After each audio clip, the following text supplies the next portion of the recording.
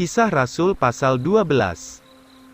Herodes menganiaya gereja dan membunuh Yakobus. Ayat 1, pada masa itu, Raja Herodes mengedangkan tangannya untuk menganiaya beberapa orang dari jemaat. Dan ia membunuh Yakobus saudara Yohanes dengan pedang.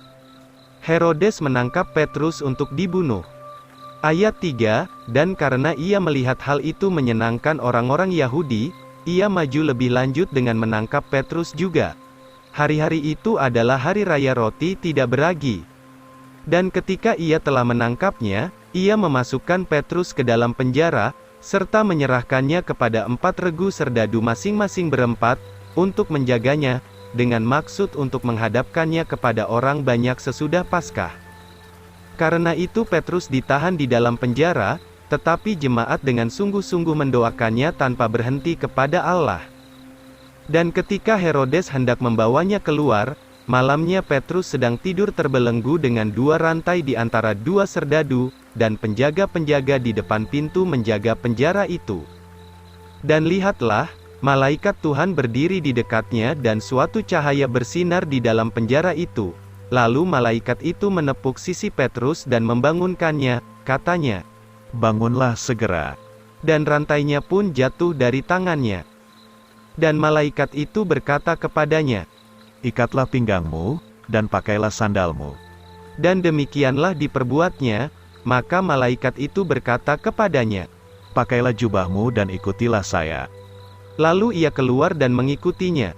Tetapi tidak diketahuinya bahwa apa yang dilakukan malaikat itu benar-benar terjadi, karena ia mengira bahwa ia melihat suatu penglihatan. Sesudah mereka melewati penjagaan yang pertama dan yang kedua, mereka tiba di gerbang besi yang menuju ke kota. Pintu itu terbuka dengan sendirinya bagi mereka, dan mereka keluar lalu melewati sebuah jalan. Maka tiba-tiba malaikat itu meninggalkannya. Dan ketika Petrus sadar akan dirinya, ia berkata, "Sekarang saya tahu dengan sesungguhnya bahwa Tuhan telah mengutus malaikatnya, dan telah melepaskan saya dari tangan Herodes, dan dari semua yang diharapkan orang-orang Yahudi." Dan setelah ia memikirkan hal itu, sampailah ia di rumah Maria, ibu Yohanes yang disebut Markus. Di sana ada banyak orang berkumpul bersama untuk berdoa. Dan sementara Petrus mengetuk pintu gerbang itu, seorang pelayan perempuan namanya Rode, datang untuk mendengarkan ketukan itu. Dan ketika ia mengenal suara Petrus, ia tidak jadi membuka pintu itu karena girangnya, tetapi berlari masuk, dan memberitahukan bahwa Petrus sedang berdiri di depan gerbang. Maka berkatalah mereka kepadanya, "Engkau gila." Tetapi ia tetap memastikan bahwa memang demikianlah halnya, lalu mereka berkata, "Itulah malaikatnya." Tetapi Petrus terus mengetuk, dan ketika mereka membuka pintu serta melihat dia, mereka tercengang-cengang. Maka Petrus memberi isyarat kepada mereka dengan tangannya supaya diam. Lalu ia menceritakan kepada mereka, bagaimana Tuhan telah membawanya keluar dari penjara. Lalu katanya, "Pergi dan ceritakanlah hal ini kepada Yakobus dan kepada saudara-saudara itu."